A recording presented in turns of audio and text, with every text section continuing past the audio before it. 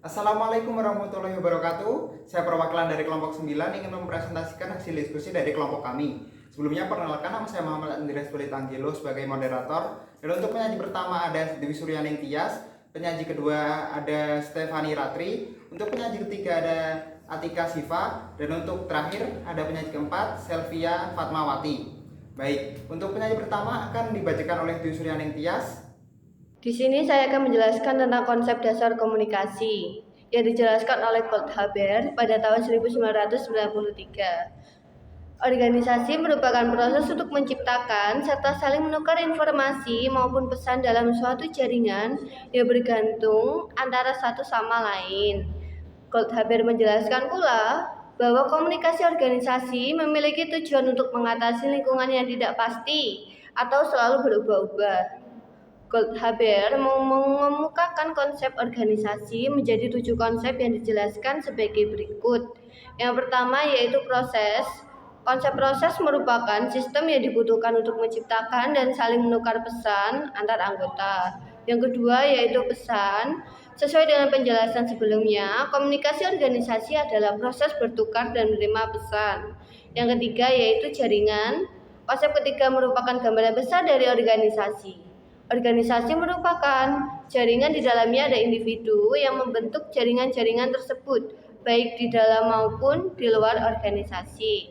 Yang keempat yaitu keadaan saling tergantung. Konsep kunci komunikasi organisasi keempat adalah keadaan yang saling tergantung satu bagian dengan bagian yang lain.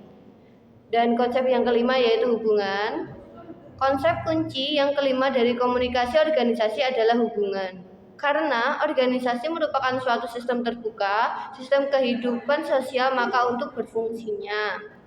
Konsep yang keenam yaitu lingkungan. Arti dari lingkungan itu sendiri adalah sebuah totalitas secara fisik dan faktor sosial yang diperhitungkan dalam pembuatan keputusan mengenai individu dalam suatu sistem. Lingkungan ini dapat dibedakan atas lingkungan internal dan lingkungan eksternal. Konsep yang terakhir yaitu ketidakpastian. Ketidakpastian adalah perbedaan informasi yang tersedia dengan informasi yang diharapkan. Untuk mengurangi faktor ketidakpastian ini, organisasi menciptakan dan menukar pesan di antara anggota, melakukan suatu penelitian, pengembangan organisasi, dan menghadapi tugas-tugas yang kompleks dengan integrasi yang tinggi. Selanjutnya, fungsi komunikasi. Yang pertama yaitu fungsi informatif. Dijelaskan oleh Senjaja bahwa organisasi bertindak sebagai suatu sistem yang memproses informasi. Proses informasi yang hadir dalam organisasi tersebut diharapkan mampu memberikan dan menerima informasi dengan baik untuk tercapainya kelancaran dalam organisasi tersebut. Yang kedua, fungsi regulatif. Komunikasi organisasi diharapkan dapat memperlancar peraturan serta pedoman yang telah ditetapkan oleh anggota dan pemimpin organisasi tersebut. Yang ketiga, fungsi persuasif. Fungsi ini dilakukan oleh pemimpin organisasi untuk mempersuasi anggotanya daripada memerintah anggotanya untuk melakukan sesuatu. Yang keempat, fungsi integratif. Fungsi keempat atau yang terakhir berkaitan dengan penyediaan saluran atau hal-hal yang dapat mempermudah anggota organisasi untuk melakukan dan melaksanakan tugas tertentu dengan baik. Selanjutnya, metode dalam mengelola komunikasi yang efektif antar pribadi. Dengan cara yaitu yang pertama, mendengarkan lawan bicara dengan cermat. Yang kedua, menyampaikan pesan dengan jelas. Yang ketiga, memahami perasaan dan sudut pandang lawan bicara. Yang keempat, komunikasi yang terbuka. Yang kelima, jujur. Yang keenam atau yang terakhir yaitu empati. Baik, di sini saya akan menjelaskan mengenai komunikasi dalam organisasi. Komunikasi dalam organisasi ini memiliki beberapa tujuan, di antara lainnya yang nomor 1, sebagai tindakan koordinasi. Komunikasi dalam organisasi bertujuan untuk mengkoordinasikan sebagian atau sepenuhnya tugas-tugas dan fungsi yang telah dibagi sesuai jobnya masing-masing. Yang kedua ada membagi informasi atau information sharing. Salah satu tujuan komunikasi merupakan saling bertukar informasi yang satu dengan yang lainnya. Hal ini akan memperbanyak informasi yang dapat diperoleh. Yang ketiga yaitu komunikasi bertujuan untuk menampilkan perasaan dan emosi. Dalam organisasi ada sekumpulan manusia yang bekerja sendiri maupun bekerja sama dengan orang lain. Dan mereka memiliki perasaan dan emosi yang perlu diluapkan kepada sesama rekan kerjanya. Kemudian ada manfaat dari komunikasi dalam organisasi.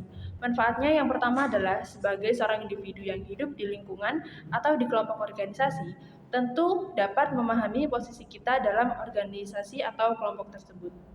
Yang kedua, memperkuat hubungan antara anggota dan pimpinan organisasi, sehingga umur organisasi akan bertahan lebih lama dan akan tumbuh rasa ingin menjaga serta merawat organisasi tersebut. Yang ketiga, mempermudah tercapainya tujuan organisasi. Yang keempat, dapat menyesuaikan diri serta menempatkan diri dengan baik untuk mengetahui kemampuan yang bisa kita berikan di organisasi tersebut. Yang kelima, mengetahui tugas seorang pemimpin dan anggota dalam suatu organisasi tersebut.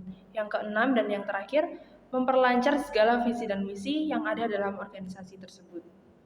Baik, di sini saya akan menjelaskan teknologi informasi dan komunikasi atau biasa disebut dengan International Telecommunication Union. Menjelaskan bahwa teknologi informasi dan komunikasi adalah kumpulan teknologi yang digunakan untuk mengumpulkan, memproses, dan menyebarkan informasi secara digital. Beberapa ada manfaat dari teknologi informasi dan komunikasi. Yang pertama ada memudahkan mengakses informasi, yang kedua memudahkan komunikasi antar individu maupun kelompok, yang ketiga menyelesaikan pekerjaan dengan lebih cepat dan efisien, yang keempat kemudahan dalam berbisnis, yang kelima atau yang terakhir meningkatkan keamanan baik itu pada level perusahaan atau pribadi. Demikian hasil presentasi dari kelompok kami. Apabila ada salah-salah kata, saya meminta maaf. Saya selaku moderator mengucapkan banyak terima kasih pada kalian semua. Terima kasih. Wassalamualaikum warahmatullahi wabarakatuh.